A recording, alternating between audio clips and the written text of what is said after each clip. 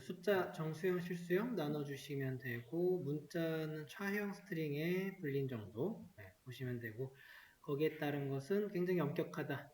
그 중에서 추가적으로 소수를 가진, 그러니까 여기 점 가져가지고 소수점을 가진 숫자를 제가 이렇게 더해봤어요. A는 0.1이랑 0.1을 더했고요. 그럼 여기 0.3이라고 하는 게 저장이 되겠죠. B에는 0.3을 넣었어요. 그런 다음에 A랑 B를 비교를 했더니 이게 이제 false가 나와버립니다. 0.3이랑 0.3을 같냐고 비교했는데 틀렸다는 거죠. 아까 이제 좀 찾아본 예시에서 그렇지 않은 것들이 있는데 왜 그랬냐면 그 부동 소수점 때문에 그래요. 부동 소수점.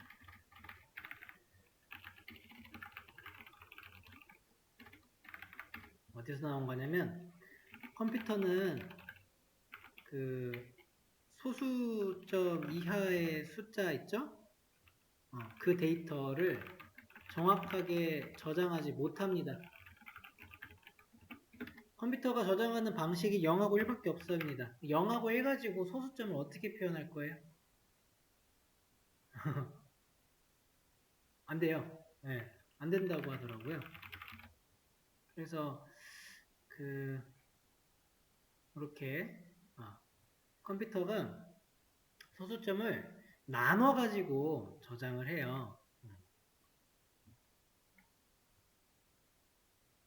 부동소수점 방식이다. 지수부, 가수부. 이래가지고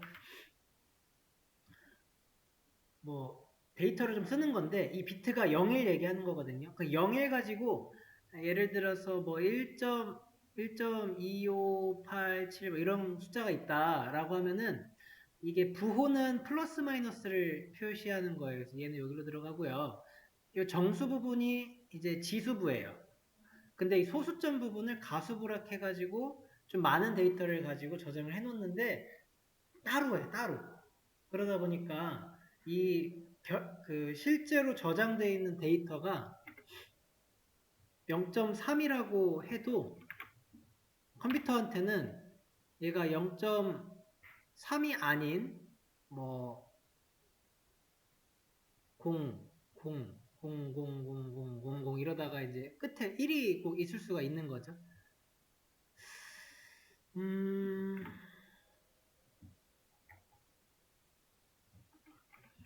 그래서 컴퓨터한테는 0.3이라고 하는 숫자가 없고요. 이게 불가능해요. 대신에 뭐 0.00000000 해서 뭐 1이라든지 아니면 11이라든지 이런 숫자로 됩니다.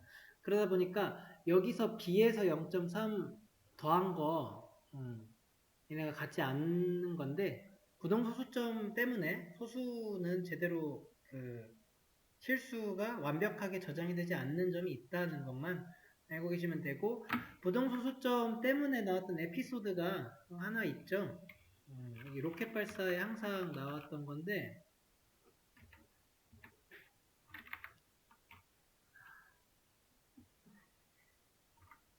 아마 러시아 전에 소련 얘기일 거예요. 그래가지고 개발을 열심히 했어요. 개발을 열심히 하다가 정확히 이제 부동소수점이라기보다는 비슷해서 더블형으로다가 궤도를 계산해 놨어요. 그런데 이 계산한 결과를 이제 로켓에 줘야 되죠? 로켓에 이제 입력을 해가지고 로켓 이제 발사해야 되잖아요. 근데 너무 크기가 큰 거예요. 용량이 너무 커요. 그래서 용량이 그냥 크다고 이 더블형을 어떻게 한 줄 아세요? 그냥 이거 용량 더블을 플롯형으로 바꿔버렸다는 거예요. 그런데 더블이랑 플롯형은 차이가 크거든요. 더블은 막 16바이트고요. 플롯은 8바이트인가요? 아니죠, 아니죠. 4바이트, 8바이트. 뭐 이런 거 찾아보면 되죠. 여기 있네요. 여기 플롯이 32비트고 더블이 64바이트예요. 그 바이트, 그러니까 비트에서 8비트가 바이트니까 8로 나누면 이게 4바이트고 8바이트예요. 그러니까 이게 크기가 엄청 큰 거예요. 그러다 보니까 계산돼 있던 간단한 0.3이라고 해도 얘가 실제로는 어땠다고 0.0000 쭉 이렇게 길어져 가지고 느려져 있던 데이터인데 플롯으로 바꾸면 잘라버리는 거예요.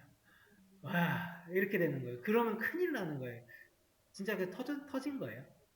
많은 스토리들이 있더라고요. 데이터 타입에 대해서 로켓 때문에 전쟁 때문에 컴퓨터가 발달했고 그 과정에서 수많은 시행착오들이 있었다. 이 중에 하나가 부동소수점 이슈가 이런 궤도 계산에서 나타났다고 합니다. 네.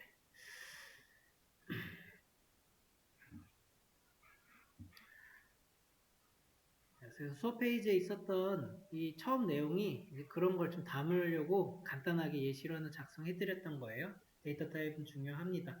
연산자 종류로 산술연산 보셨고 비교 및 논리연산 이렇게 있었던 거고 자, 소스 코드의 4대 구성 요소에서 변수값, 조건문, 반복문인데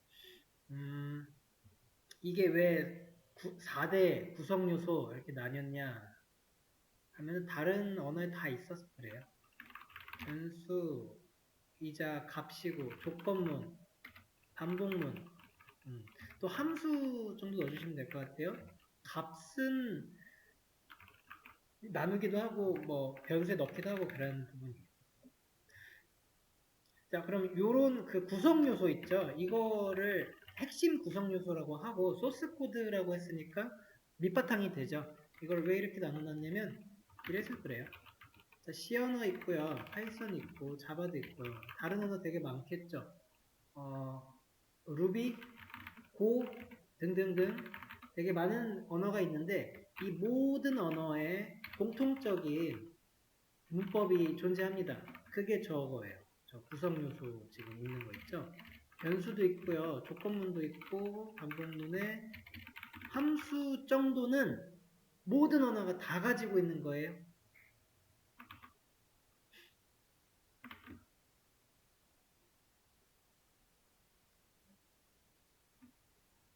그래서 C도 있고 파이썬도 있고 자바도 있어요.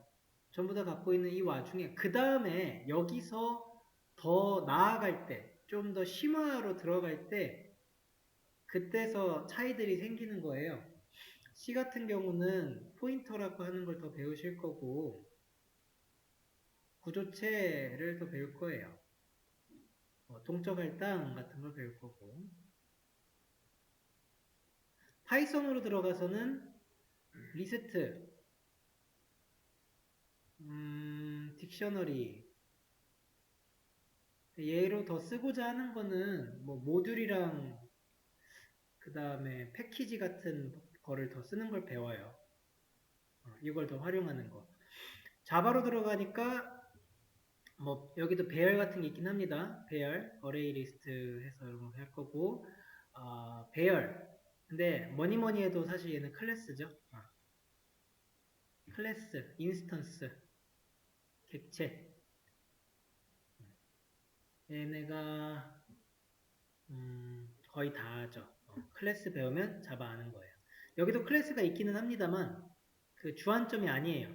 그냥 괄호 정도 해놓을게요. 다 있어요.